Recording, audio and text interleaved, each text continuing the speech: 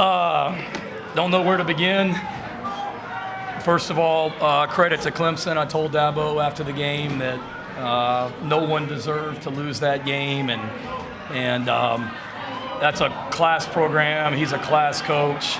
Kathleen, his wife, just came over here to our locker room to congratulate Emily and I, and tells you what kind of people they are. They're special people and have my respect. And no disrespect to Miami, but I'm the biggest Syracuse fan in the world. I hope Syracuse goes and wins that game tonight, and Clemson can go win an ACC next week as well. But what about our team?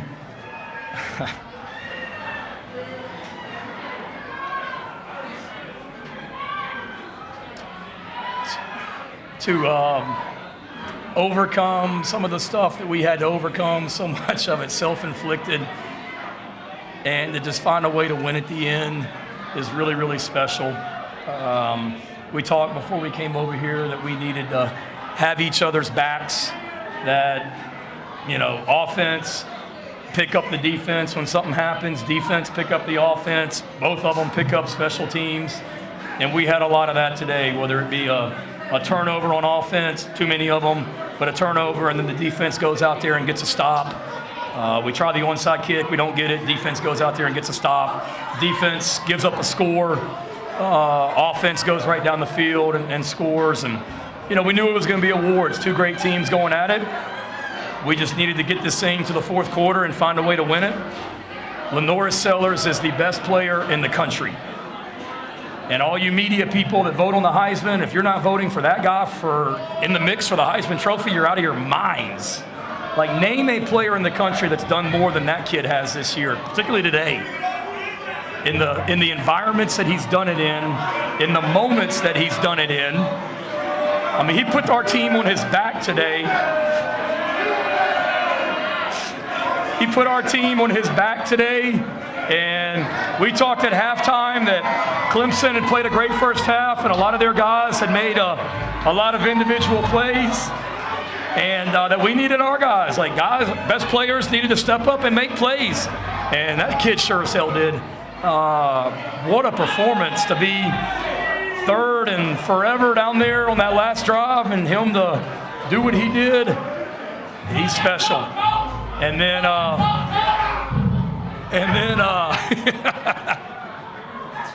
love it. They're taking pictures of the press conference. That's when you know it's a special day.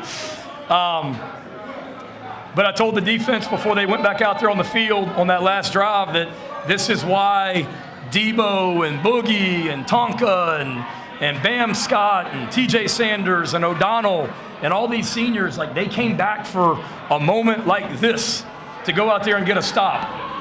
And then the whole drive, I'm like, I freaking jinxed them, because Clemson goes right down the field, and they're in field goal range, and our mantra on defense is to put the ball down, and we put the ball down one more time. What a play by D. Knight. What a special young man he is. And that was it. So what a day. What a day. So proud of our players, so happy for them, and questions.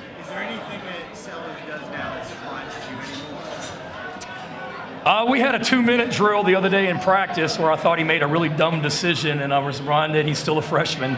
So that surprised me a little bit, one of the plays that he made in 2 minutes the other day on Thursday in practice. But outside of that, no. He's a competitor. He's a warrior. Nothing bothers him. He's so poised and just doesn't get too high, too low. He was just having fun out there playing. I do believe we deserve a spot in the 12-team playoff. To me, it's hard to. I get it. The committee has a really tough job. They have to choose the 12 best teams, but I get it. We got 3 losses. I understand that, but it's hard for me to sit there and say that we're not one of the 12 best teams in the country. When you look at our strength of schedule, when you look at our wins on the road, I think we're now 4-1 on the road this year in tough environments. We're not going and playing in front of 20,000 people on the road like some teams do in this country. We go into hostile environments every single week, and our only loss on the road is a 2-point loss. You talk about strength of schedule. I think today is our 4th top 25 win with, I believe, the 12th highest strength of schedule. So I get it. There's some very deserving teams out there. But if the committee's job is to pick the 12 best teams, you tell me. You tell me on Selection Sunday, everybody across the country, if South Carolina pops up in that bracket, I don't know of any team that would be excited about having to play this team the way that we're playing right now. That's what I judge it on.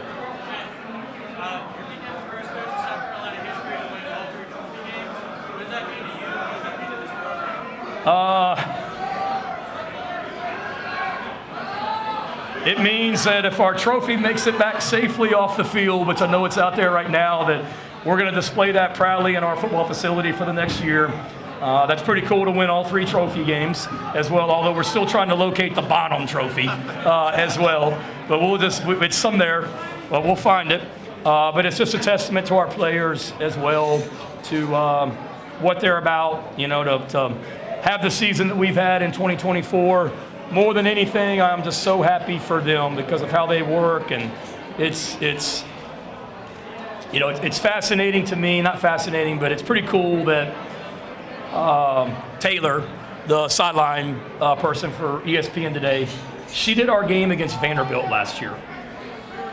We were 2-6, pouring down rain in the cold, and she did the game. So to look at where we were in 2023, 2-6, to now be 9-3, just beat your rival, have all 3 trophies. The things that this team's accomplished so far, they deserve those 3 trophies because they're awesome, awesome, awesome young men. I got you. Go ahead. Go ahead. I got here, then Jack, and then I'm coming right over here. They were able to get some deep passes on you earlier. You guys adjusted. It wasn't just Yeah, just guys making plays. They did make some plays on us in the passing game. They got good receivers. I said it all week that they're the same offense that we played last year. Klubnik's a year older. What a fantastic player he is. That's what Dabo and I talked about after the game. There's 2 great quarterbacks going at it, ours and theirs. And got a ton of respect for Cade and wish him well. Antonio Williams, we know all about Antonio. And then they added Wesco and Moore, 1-12, and they're really good players. And the way we play defense, we play a lot of man coverage. Like, that's who we are. And our corners are going to be left out there on an island. And I thought Cade made some great throws, and their guys made some great catches. And the bigger issue for me was just our inability to affect the quarterback. I mean, they were going to get rid of the ball quick, but with our D-line, I mean, credit their offensive line. They did a really good job of protecting for him and allowing him to make those throws. Yes, Jack. I'll take it over for a minute, Steve. Sorry. Great job. What does it mean to see that ball on the interception go into Demetrius' right hand? What the 6 you brought in, and he's been so impactful for you guys. Yeah, so happy for D Knight. What a leader he is. What a person he is. What a way for him to finish. Every year before we play Clemson on Friday night during our team meeting, we have all the seniors get up front and the coaches talk about them. And Luke Day talked about it last night, not just D Knight, but that senior class in general. Like, that's the example of what you're supposed to be about as a student athlete. Just the kind of people they are, the players, and D Knight is right at the top. I've told you guys before that Jeff Collins, the defensive coordinator at North Carolina, told me that D Knight was maybe his favorite player ever of all time, and I see exactly what he means as well.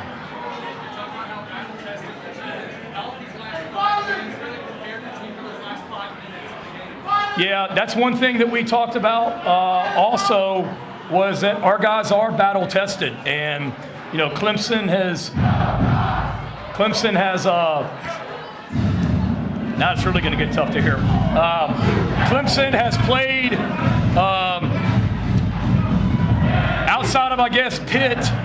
They really haven't been in a lot of these 4-quarter games. They either got beat or they beat the crap out of people. And we knew that just get it to the 4th quarter, that we are battle tested because of some of the games and environments that we've been in, and we're built for this. And that's what we talked about, and you saw it out there as well.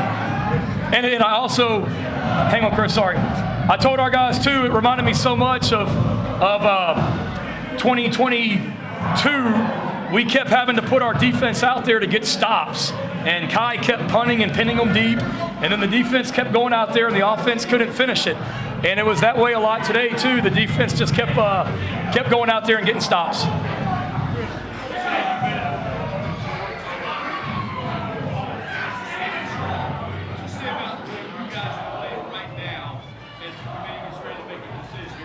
Yeah, it goes back, Chris, to what I said about picking the 12 best teams. I don't know if there's a hotter team in America than what we are. 6 wins in a row, 4 over-ranked opponents, on the road for, 2 of them. This was the first, outside of the Alabama loss, this was the first close road game that we've had all season.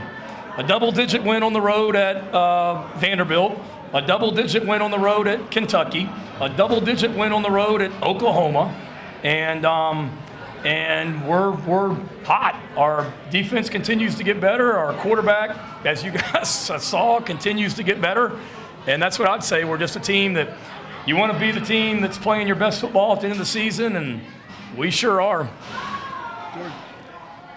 Hey, guys, you've had this belief in this team all year, and there were moments when you were struggling a little bit, turnovers, penalties, all those things. How did your guys keep the belief this whole season? Just the leadership. Y'all have heard me say it before, your investment level in something equals your expectation level. And our investment level into this program, the young men that are in this program are highly invested. That's why they all came back. They didn't come back to go 6-6 and get bowl eligible. I mean, they came back. I go back to I haven't told you guys this, but I go back to our very first team meeting in January. And it's on, I guess when the players come back, it's the night, or it's Sunday night in January. And that's, the freshmen are there, the new transfers are there. And in the team meeting, I made some comment about the bowl game at the end of the season. And when that meeting was over, Dylan Stewart, of all people, who had been on campus for 48 hours at that point, pulls me aside and he's like, enough of this playoff stuff. Bowl game stuff. We have higher expectations than that going forward. And I remember thinking, okay, this freshman, he's different, and he is. But that's the mindset. And then after we lost to Alabama, I meet with about 18 of our core leaders. How about that, Todd Ellis? Yes, sir.